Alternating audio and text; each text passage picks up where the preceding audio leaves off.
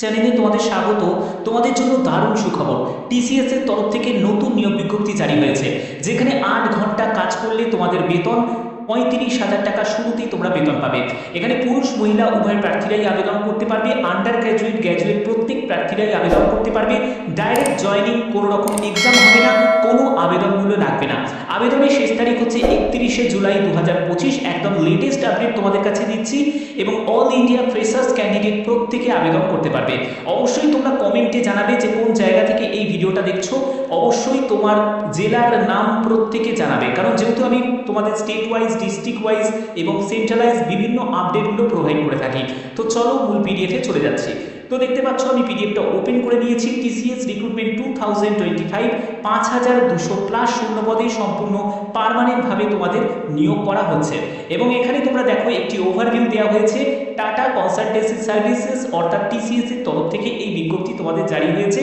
Total শূন্যপদ হচ্ছে 5291টি, যেখানে আন্ডার গ্র্যাজুয়েট গ্র্যাজুয়েট প্রত্যেক প্রার্থীরাই আবেদন করতে পারবে। সিলেকশন যেটা হবে, কোনো রকম রিটিন এক্সাম হবে না, সরাসরি তোমাদের ইন্টারভিউ এবং ডকুমেন্ট ভেরিফিকেশনের মাধ্যমে তোমাদের নিয়োগ করা হচ্ছে। 23শে মে থেকে আবেদন শুরু হয়েছে, 31শে জুলাই পর্যন্ত আবেদন করতে পারবে। অফিসিয়াল ওয়েবসাইট হচ্ছে এটা।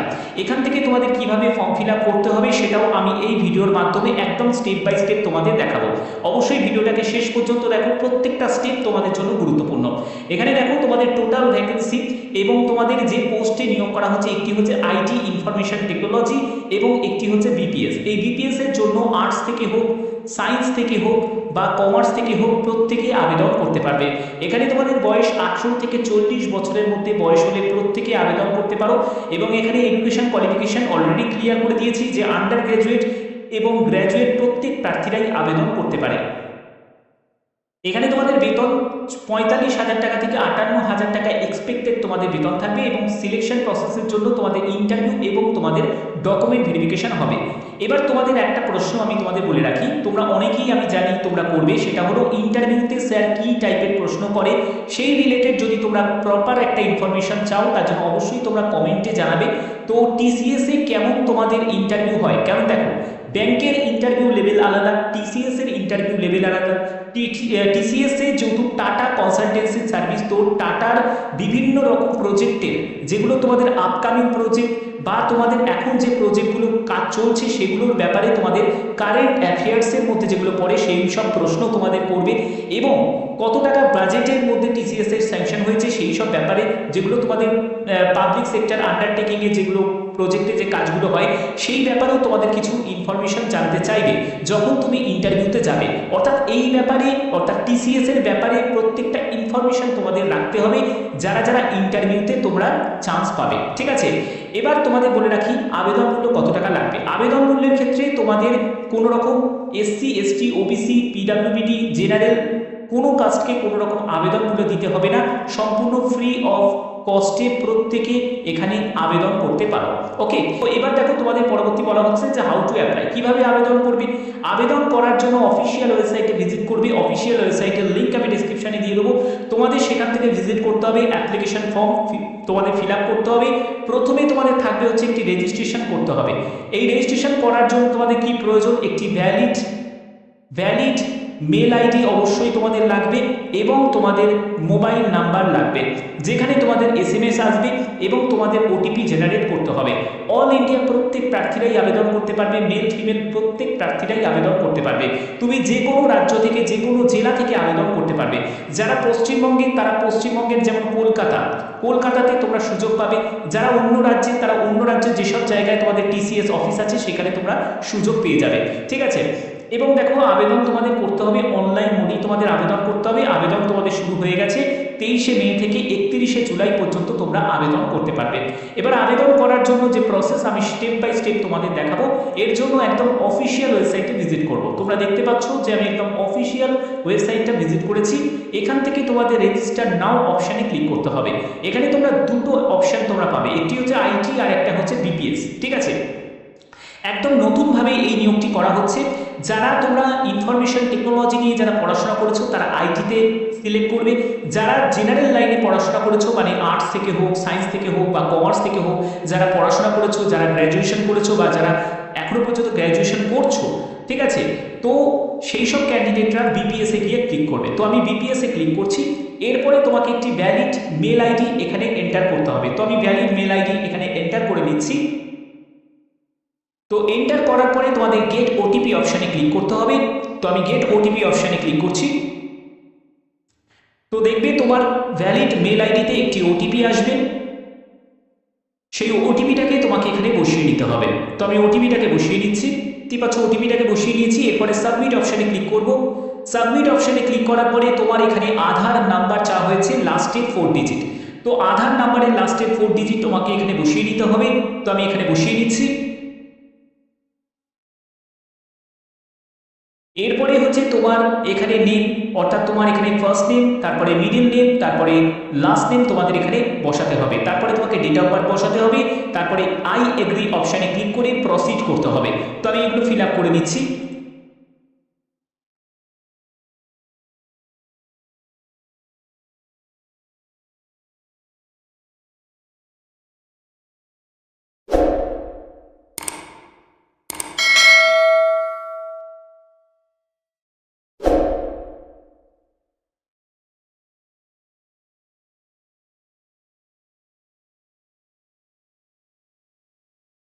তো দেখতে পাচ্ছ আমি এগুলো ফিল আপ করে নিয়েছি।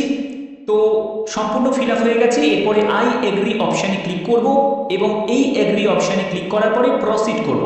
প্রসিড করার পরে তোমাদের এরকম একটা জায়গা চলে আসবে যেখান থেকে তোমাকে টাইটেল সিলেক্ট করতে হবে। তো আমি টাইটেল সিলেক্ট করে নিচ্ছি। এরপরে তোমাদের জেন্ডার অপশন থাকবে, যারা মেল ক্যান্ডিডেট, তো এখানে মেল ক্যান্ডিডেট অলরেডি নিয়ে নিয়েছে, তো মেল ক্যান্ডিডেট আমি সিলেক্ট করে দিলাম। এরপরে তোমাকে তোমার মোবাইল নাম্বার এখানে এন্টার করতে হবে। তারপরে হচ্ছে ইনস্টিটিউশন নেম, এখানে তোমার ইনস্টিটিউশনের নেম এখান থেকে টাইপ করে দেবে। তারপরে তোমার কোয়ালিফিকেশন এখানে টাইপ করে দেবে।